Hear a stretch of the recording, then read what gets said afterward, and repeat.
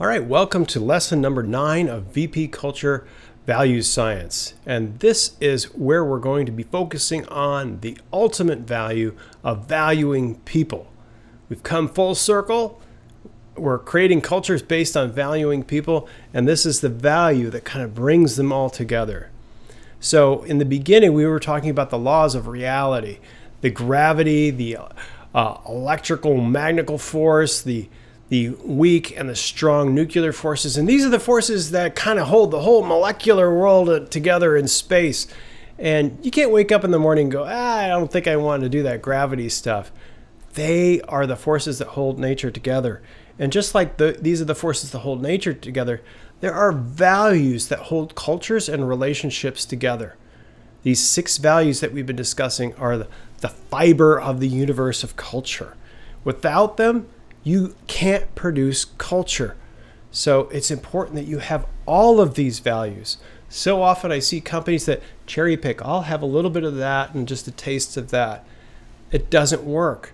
You have to have all 6 values in order to create a powerful working culture. Just as we need all the forces of the universe to make it work, we need all of these values to make a culture and leadership work. You need to be a leader that operates in all of these values. So the primary question for trust is, are you a friend or a foe? If we answer this question in the positive, we have trust. If we don't have trust, you might not be an enemy completely, a foe, but someone that is not totally your friend. So there's a bit of a scale here. So the primary question is for trust. Are you a friend or a foe? And that is the basis of whether you're going to have a relationship with other people or not. So trust is the foundational value that we must deploy first. The fundamental question for harmony is, can we do life together?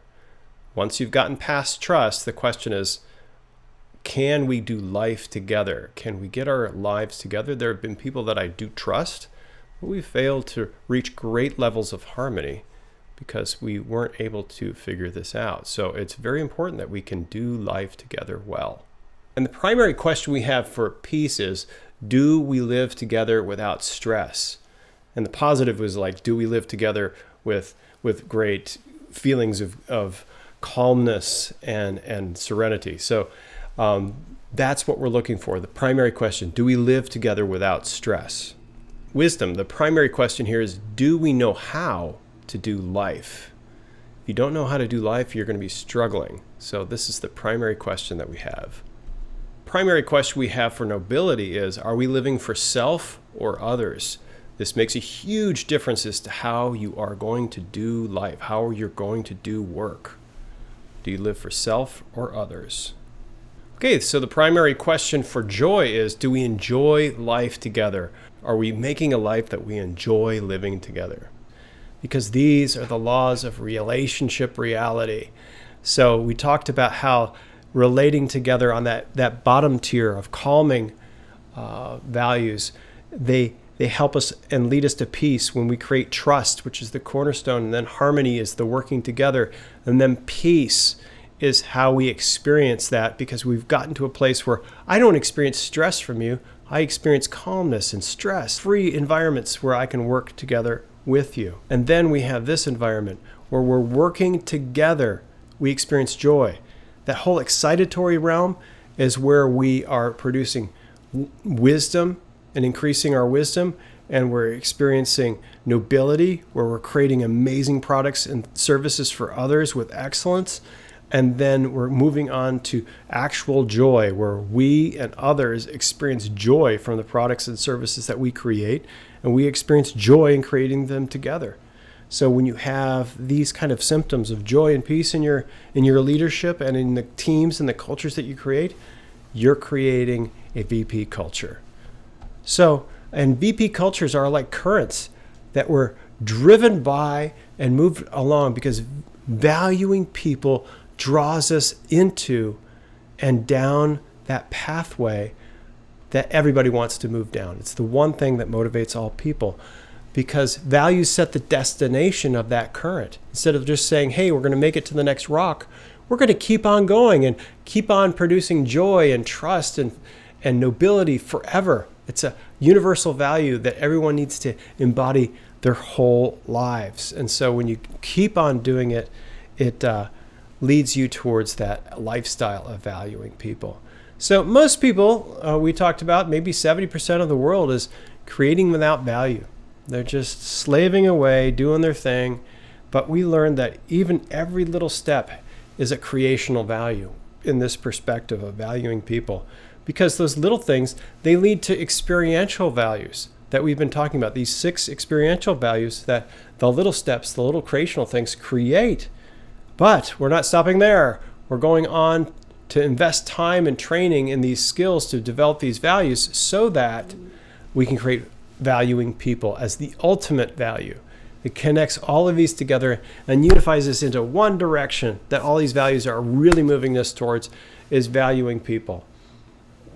So we go from the small things that we do every day to the big picture of valuing people.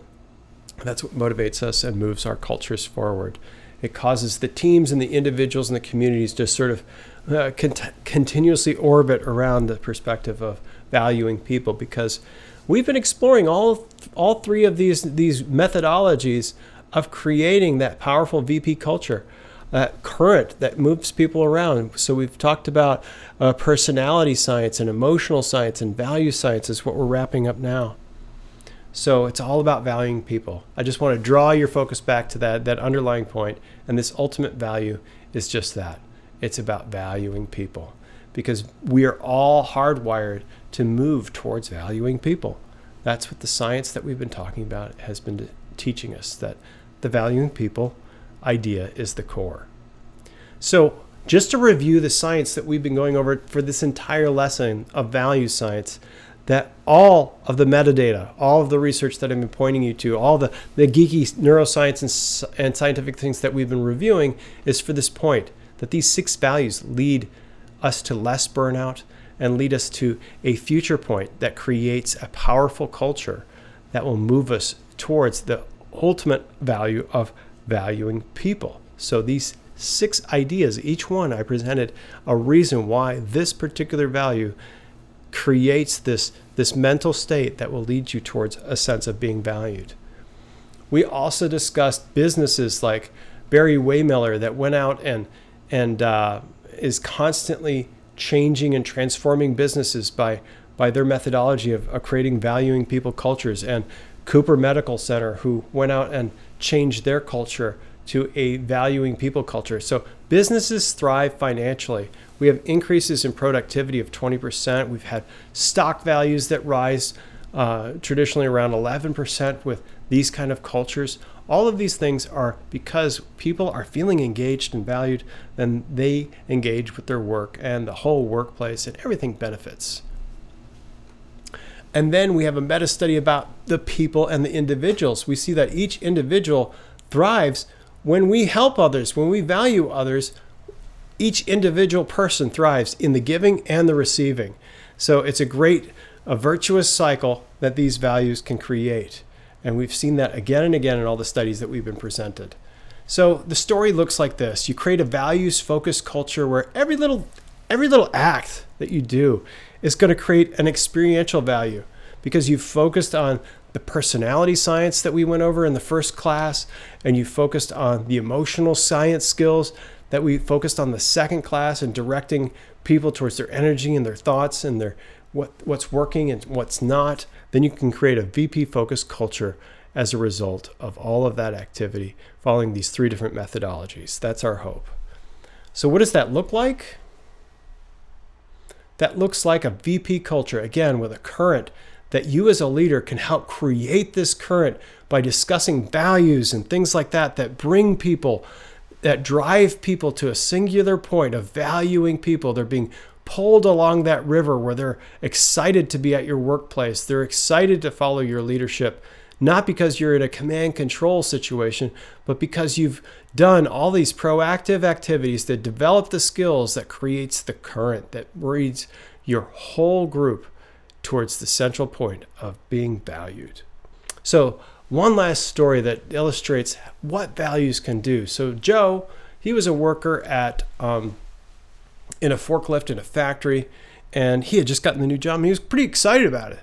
And unfortunately, his excitement was reduced when he ended up on a stretcher being put into the ambulance by Layla, our friendly EMT here. She found Joe lying flat on the floor not minutes before, where he had just passed out cold. He had been driving his forklift.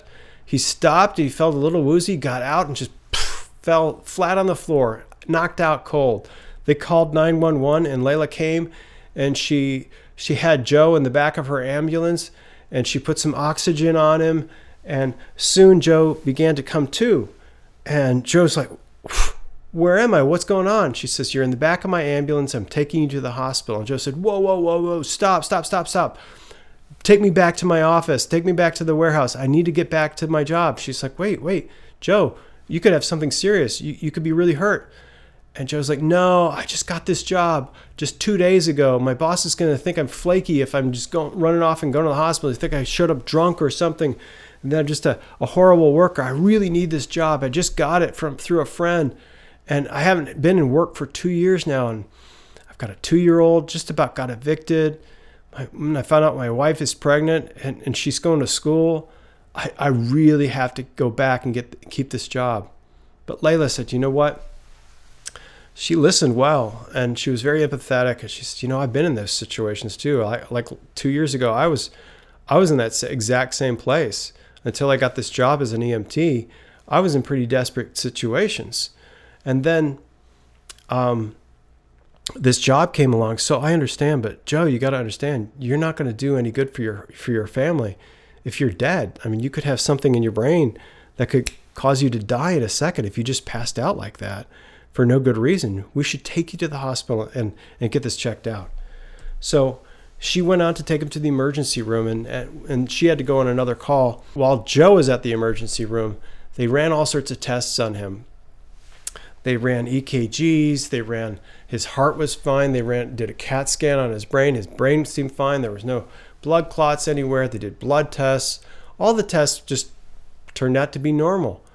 And Layla was thinking about it, and she came back, and she decided to talk to the doctor. And when she talked to the doctor, he didn't look too pleased at first, because most of the time EMTs are not giving medical advice to the attending physicians at the hospital. You could see the other people in the background a little bit skeptical about this situation. But this is the Cooper Medical Center. They're trained in valuing people. So he was willing to give it a listen, because they hadn't come up with anything. And Layla said, I was thinking about it in the ride. And while I was reaching this other patient, and I had to come back because I think we need to examine his carbon monoxide levels. That may have been something that made him pass out. And they're like, well, we didn't check that. We checked just about everything else. So he said, I might as well listen to you because listening was part of their culture. And so he did. He had the labs rerun, and they checked out his CO2 or his carbon monoxide levels, and they were through the roof. In fact, they had never seen anything that high before. In fact, they thought it was a false charge, a false result. And so they sent it back to the lab. The lab came back, same thing again. And these levels were so poisonous, they rushed him into a hyperbaric oxygen chamber where he could start getting rid of all the toxins from the carbon monoxide and reoxygenating his blood. It was a good thing they caught him because it could have caused permanent brain damage, damage to organ failure, and things like that. So they did all of that. And the doctor was just pleased that he had done that. He thought to himself, if I hadn't listened to Layla, because they had sent a toxicologist to the warehouse where Joe was working, and they found out that the heating system had been pumping carbon monoxide straight into the ductwork because it wasn't venting out through the exhaust in the ceiling anymore. So there was a breakdown in that, and it could have poisoned everyone because the new shift was coming online just in an hour or two, and they would have all been poisoned. They would have all been in the same situation with Joe, and somebody could have died if they hadn't found out, or Joe could have been put back into that situation and really had died. And he said, what would I have done if the news had found out, and if they had come and traced it to me and I hadn't done anything, or I hadn't listened to Layla? I couldn't have lived with that. I would have had to quit as a physician. It would have ended my career. So he was so glad that he had listened to her and that they had gone on to do their tests and that they had listened to Layla in situations where they wouldn't have normally listened to her. And he remarked how Layla was pretty incredible that she came back. It wasn't her job to think about that. It wasn't necessary for her to think beyond and value people more than she did. She valued Joe so much that she talked him into doing the right procedure. And she valued the whole process so much that she thought about what was excellent, what was noble, what was right for me to do. And she returned and risked herself a little bit. And you imagine what exhilaration they found when they all experienced that they had saved an entire warehouse of people from possible death. It was a great moment for the team and a great moment for Joe and a great moment for the entire situation. That's what we can bring when we bring valuing people culture to our organizations. We can have experiences like this. They might not always be that dramatic, but statistics show that when you bring a valuing people culture, you can affect people's home lives, their children's lives, because we as leaders, according to studies, have as much influence on people as their spouses do in terms of creating an environment that affects their health and well-being. That's a huge responsibility that we have to create these valuing cultures for those around us. Okay, let's move into our 4 questions. Okay, in what way have these conversations about values enhanced your perspective on life?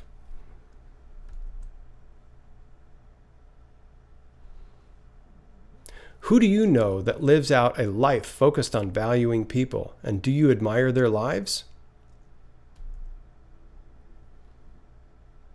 How would you change your approach to life and work to match valuing people more? And the 4th question, what do you need to work on values more? More time, more discussions, or both? All right, that brings us to the end of the Ultimate Values section, lesson number 9. That brings us to the end of all of these courses that we've been going through. So I hope that these courses have meant a lot to you and that they have changed your life as they have changed my life, and that you will use these tools to go out and create a valuing people culture that can change the lives of all the people that are in your organization and the people that are on your teams. It's a great tool, and it's a great way to live life, and it's a great way to do work. I hope that you will stay in touch with me as we move forward with VP Culture, with the resources and the insights that we have. I've enjoyed working with you, and I hope that you will take these principles and go and create great, wonderful, valuing people cultures wherever you are. So enjoy, and thanks very much for listening, and let's go out and create valuing people cultures.